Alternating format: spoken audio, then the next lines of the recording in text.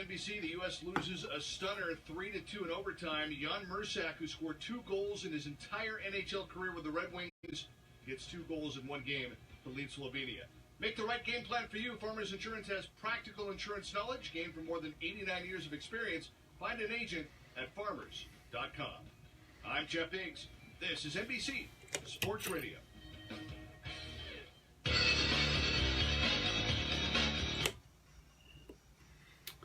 I want you to realize something. If Greenville, Tennessee was in Slovenia, it would be the 8th largest city in Slovenia. Don't know where Slovenia is? Italy. What else is it? Croatia, Hungary, and Austria. I believe those are the bordering countries of Slovenia. Not Tennessee in terms of land area, or certainly North Carolina and Virginia would both. I think. I would have to actually go see that, but it's about. I mean, similar. I would say in terms of land area. Give you an idea. I hesitate to say there's more square miles in those states. Certainly Texas, though, there would be. But anyway. Kingsport would be the 3rd largest city in Slovenia. Think about that.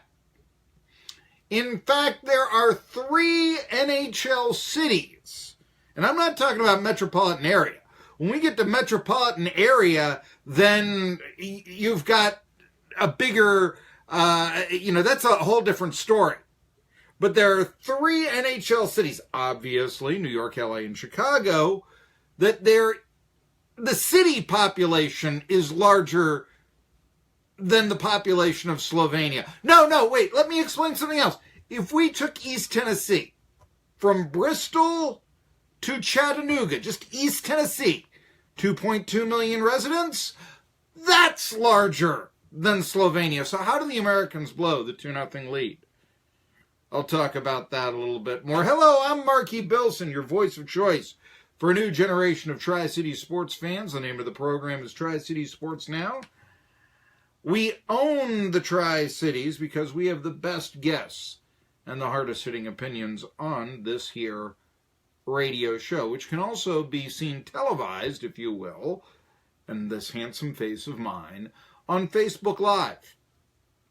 And it's our 1420 NBC Sports Radio Tri-Cities Facebook page, where if you're watching now or live or on archive, you'll see me, for instance, we talked about this here, but yes, it's the one day out of 365 where I guess all young men under 18 just wait for the Sports Illustrated swimsuit issue right here. There you go. We have we talked about this Danielle Harrington on the cover. You can see me hold it up right here. And I'm looking through. This is all swimsuit here.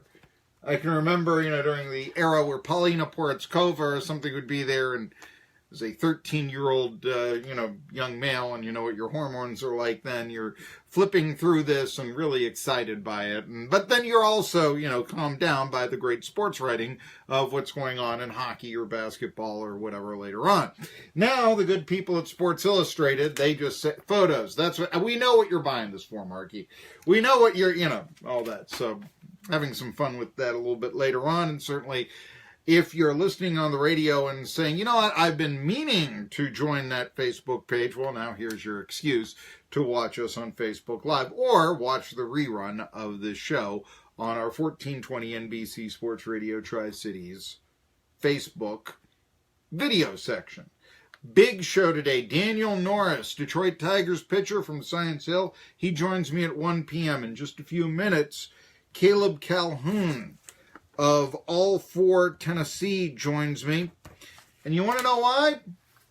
Because this has not been a good week for sports in East Tennessee. This is Marky's monologue, and I'm sure that you've heard Vols got blown out by Alabama. Yes, they did beat South Carolina yesterday. The 16-game winning streak, longest in the nation for ETSU. That's... And yesterday, 3 local coaches left the area colleges, the big-time colleges that people in the Tri-Cities care about. I'm talking ETSU and Tennessee. Caleb Calhoun will be talking to us about the departures of running back coach Robert Gillespie and recruiting director Bob Welton from Tennessee football coaching circles. And those are big losses that we're going to get to here in a second. Welton maybe not, but Gillespie is something that I think a lot of Vols fans ought to really perk their ears up on and say, wait a minute, is this actually going to get worse? And you can tell me that that's panicking. But it was not a good look to lose Gillespie. The loss, however, of ETSU soccer coach, men's soccer coach, Bo Oshoniyi, could have the most significant impact on the local sports scene. You heard me. Oshoniyi is a former MLS goalkeeper, and he still had many ties in the league, coaching in the MLS Combine the past 2 years. Last season, the Buccaneers were undefeated in the Southern Conference. Season before that, the Bucs made the NCAA tournament, defeated the top-ranked team in the nation, North Carolina, in Chapel Hill in 2016 as well. That was one of the first things we were talking about on Tri-City Sports Now. Also, last week, or I should say last month, Oshoniyi signed a contract extension at ETSU that was to keep him in Johnson City until 2022. Instead, I get up in the morning, I read the paper, Oshoniyi is going to Dartmouth. Now, the Bucs soccer program is of special interest because at one time ETSU traded their football team for it. American football for, association football, right? Okay. When the Southern Conference kicked the Bucs out for dropping American football, they needed to find a new conference at ETSU. In comes the Atlantic Sun for about a decade, but in order for the Bucs to get membership, well, a Sun, a little bit different, why don't you start up a soccer program? So the money that could have been spent elsewhere, like keeping the football program going, was instead put into a soccer program for the construction of their own stadium, Summers-Taylor. Tore down, there used to be a baseball field, Mooney Field. I cannot stand the name Thomas Stadium. They've got to rename it, Thomas Mooney Field, just like I think that the football stadium should be named after John Robert Bell. But just anything to get a few pieces of silver. Although not from the Mini-Dome, right? That becomes the now obsolete Mountain States Health Alliance indoor memorial center facility, and all this. Not a penny earned from that naming right. Thanks, Paul Stanton. Anyway, the Atlantic Sun was there. You want to join us? Yes, we do. We're desperate for a conference. Okay, start a soccer program up. I guess that's what we'll have to do. Hey, they're cheaper than football, right? Well, maybe not. But anyway, because they were putting the money in, and because they have a nice new yard, that Summers-Taylor Stadium, and because they hired maybe the best thing that David Mullins did, hiring Scott Calabrese, the Bucs have won on the pitch. And when Calabrese left to go to Florida International, he's now in Central Florida, by the way, he replaced him with another good coach, the aforementioned Oshoniyi.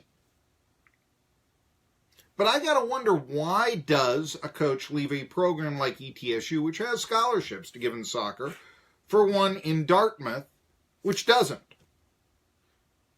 Remember, Ivy League. Now, again, you're looking at, well, Marky, this is soccer, and the Ivy League, they do scholarships a little bit differently there. They may not give athletic scholarships, but they find money for you, if you play a sport. And also, let's face it, if you're going to Dartmouth, generally speaking, you're probably going to have some wealth to you, even if you go there as an athlete. That's basically, it's Dartmouth here. We get that. It's a more well-known university than ETSU.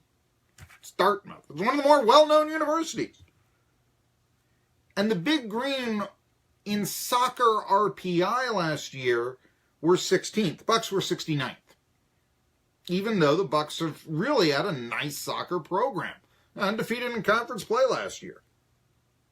Dartmouth has also won the last 4 Ivy League titles. But you know something? With All-American goalkeeper Johnny Sutherland down here in Johnson City, the James Bond of the Southern Conference, and he's only going to be a junior next year, it would seem like ETSU has a turnkey team for whoever athletic director Scott Carter chooses as his second coaching hire. Of course, Randy Sanders was his first, and that really hit the ball out of the park in most people's minds. There's always a bit of apprehension and uncertainty when a new coach is hired to take over a team like ETSU, however. And this is why it's so very important to hire a good coach in this case. Because I realize that soccer, it's going to draw hundreds, not thousands. I get that. However, the athletic budget is significantly greater at ETSU than it was 15 years ago. Is it great enough, though, to continue to field a winning soccer team when you have these needs of football and basketball, for that matter? Because basketball and the area really need a new arena. Let's face facts with that.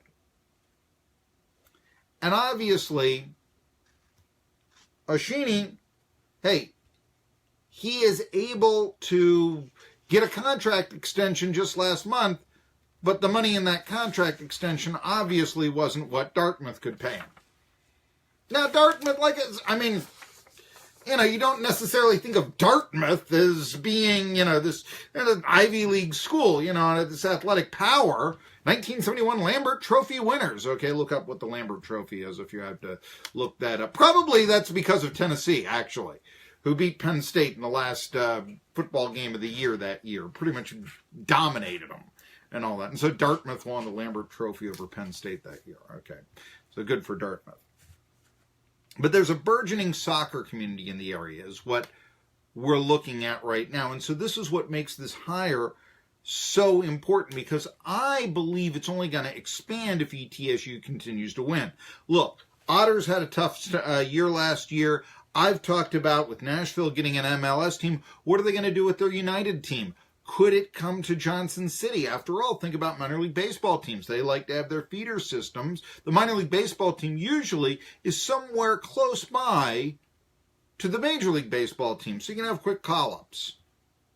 The Indians have their team in Columbus. The Braves have their team in Gwinnett. So it doesn't take a whole lot of time to call a guy up. Now,